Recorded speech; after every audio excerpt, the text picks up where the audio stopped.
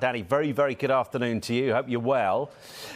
Let's start with, you know who, Cristiano Ronaldo. He's held talks with Erik ten Hag yesterday.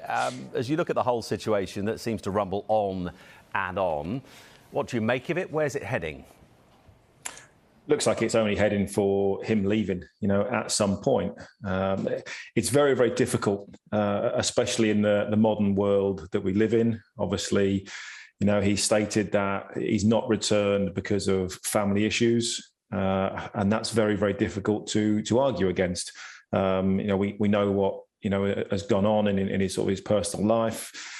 And that's very, very difficult. Everybody deals with it in different ways. Everybody deals with those situations. But there has to get to a point where the clubs say, well, look, if you're not going to return to training, then we can't keep paying you no matter what, because he's there to do a job for the football club. He clearly doesn't want to be there. I think Manchester United just need to find some sort of a deal to get him out, get him off the wages as soon as possible. And Erik ten Hag yet to have a competitive game in charge as the new United boss. Does this represent, so far, and it's early days, his first real test as United boss in terms of where this story with this player heads next? I still think it's a slight blessing in disguise. The fact that Cristiano has said he wants to leave. He doesn't want to be there anymore. There was always going to be this issue. Do you play him? If you don't play him, is he part of your long-term plans? We know he's a fantastic goal scorer, a scorer of great goals. His numbers are sensational.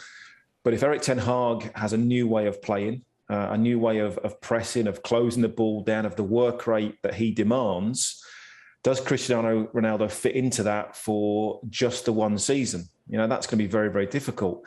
And if you don't play him and you lose a game, why is Cristiano not playing?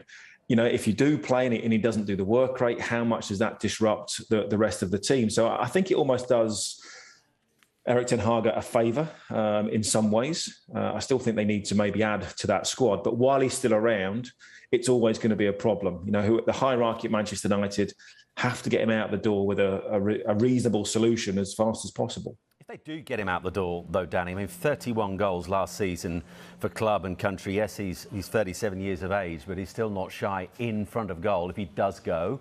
Where do those goals come from for United as they head into this new season? Well, I think Erik ten Hag has got to look to players that have underperformed in the last couple of seasons. You've got Bruno Fernandes, was sensational, when he first turned up at the football club. You've got other players in there. Christian Eriksen can no doubt add to that. He might not play every single game, but he can add to that. Marcus Rashford, can Erik ten Hag get him back to his best? Can he find a role for Jadon Sancho, for Anthony Martial? All these players that have tremendous amounts of ability haven't really shown it often enough, at the highest level. Now, if he can get them playing well, then, that's a solution. Manchester City last season, no one was, scoring sort of 20-plus goals, but they all chipped in. If all of those players can chip in with 10, 12, 15 goals, then you've got a real team on your hand. The problem with Cristiano Ronaldo is, as great as he is, he changes the whole dynamic of the way that you play, changes the whole dynamic of the football club, and that's where the awkwardness comes in.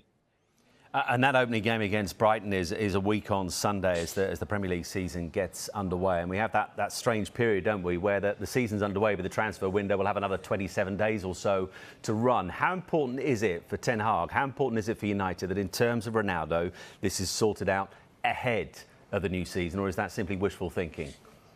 Well, I assume yesterday after those talks that they had with each other, obviously rumours that Sir Alex Ferguson was in and around the building as well. I'm not sure how much say he has at the moment, but clearly they are trying to find a solution that works for Manchester United, that works for Cristiano, and that works for the team. And they've got to do that as soon as possible. If he wants to go, that's fine. Manchester United might have to subsidise some of his wages to get him off, the wage bill.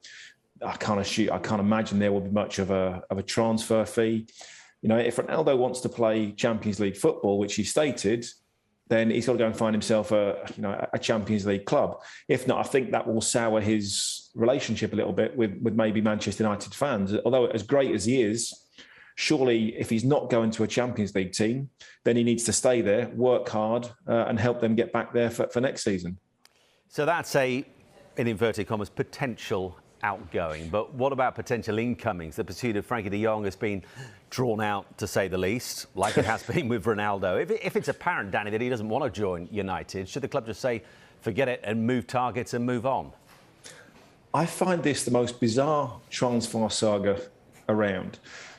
We all know that players are contacted, before any sort of bid is made, before representatives are contacted, clubs are contacted. The first question you ask, and the first question Manchester United should have asked to Frenkie de Jong is, do you want to join Manchester United? If that's a no, that's the end of it. Doesn't matter how much money you throw at him, it's a no. If it was a yes, but only if I get my money out of Barcelona, then that's a different case. Then Manchester United have got to do their best to make that deal happen, somehow. Barcelona have got to get involved in that. There's some strange goings on the other night where a couple of Barcelona players appeared to almost get out of the way, of passes made by Frenkie de Jong. They're certainly seem to be making it a little bit uncomfortable for him at Barcelona. But if he doesn't want to join Manchester United, that's the end of it. There is no transfer saga. So I'm assuming that Manchester United have had reports from him that he will join if he gets the money that he's owed from Barcelona.